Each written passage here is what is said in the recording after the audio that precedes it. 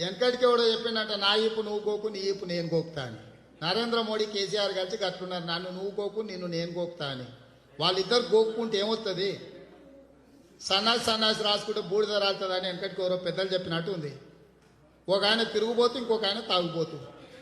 ఏముంది వాళ్ళిద్దరు? ఏంది వాళ్ళిద్దరు గోక్కుంటే గోక్కోమను, వాళ్ళకే మాటలు వేస్తుంది, వాళ్ళకే పుండు అవుతుంది గోక్కుంటే. దాని మీద ఈగలు వాళ్తాయి పుండు అయితే. అవును, మీరు చూస్తారు కదా నామినేషన్ వేసినప్పుడు మీరు ఆశ్చర్యపోవాలి. అరే ఇంత మంచి అభ్యర్థులు కాంగ్రెస్ పార్టీలు ఉన్నారా, ఇన్ని రోజులు నాకెందుకు తెలియకపోయిందని.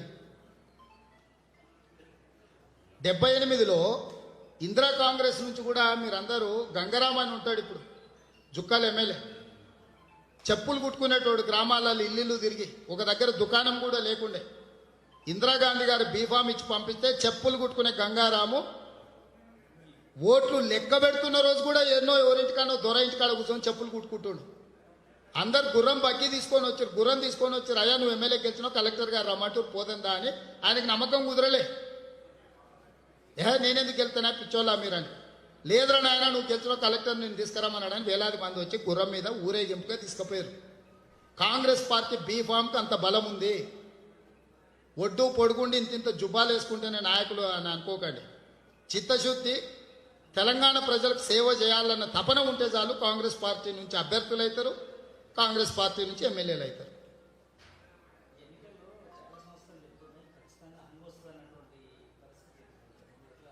ఇప్పుడు తెలంగాణ రాష్ట్రం కానీ ఉమ్మడి ఆంధ్రప్రదేశ్లో కానీ ఒక 50 ఏళ్ళ చరిత్ర తీసుకుందాం, కొత్తది కాదు. ఎన్నడన్నా హంగ్ వచ్చిందా? ప్రతి ఎన్నికలప్పుడు ఇదే చర్చ జరిగింది. 2004లో ఇదే చర్చ జరిగింది, 2009లో PRP పెట్టినప్పుడు ఇదే చర్చ జరిగింది, 2014లో multi corner contest, BJP TDP ఒక పక్కన, టీఆర్ఎస్ ఇంకొక పక్కన, కాంగ్రెస్ మరో పక్కన, వైఎస్ఆర్ కాంగ్రెస్ నాలుగో పక్కన, ఎంఐఎం ఐదో పక్కన, ఇట్లా 5 కార్నర్ కంటెస్ట్ జరిగినప్పుడు కూడా ఇట్లాంటి చర్చలే చేసింది. హంగ్ వస్తుందని ప్రజలు వ్యూహాత్మకంగా ఓటేస్తారు. ఇక్కడ రాజకీయ పార్టీలకు వ్యూహం లేదు, పాడు లేదు, ఆశ ఒక్కటే ఉంది. కానీ ప్రజలకు వ్యూహం ఉంది. ఎవరిని ఎప్పుడు గెలిపించాలనో, ఎవరిని ఎప్పుడు ఓడించాలనో ప్రజలకు ఒక స్పష్టత ఉంది. శిక్షించాల్సిన వ్యక్తులు, అభినందించాల్సిన వ్యక్తులను ప్రజలు నిర్ణయించుకున్నారు. ఆ నాడి పట్టుకోవడంలోనే ఈ వ్యూహకర్తలందరూ ఫెయిల్ అవుతున్నారు. గంతే.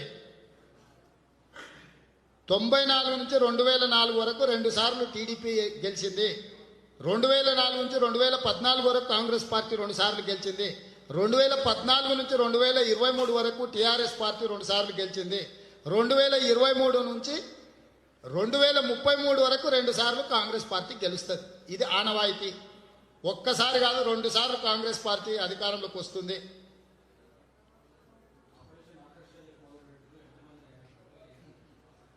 జాయిన్ చేసుకున్నప్పుడల్లా మీ ముందరనే కండువాలు కప్తిమి.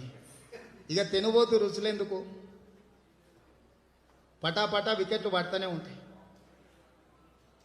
రాత్రి ఎవ్వరికి నిద్ర లేకుండా చేస్తా. పక్కలో బలమే, గుండెల్లో గుంపమే.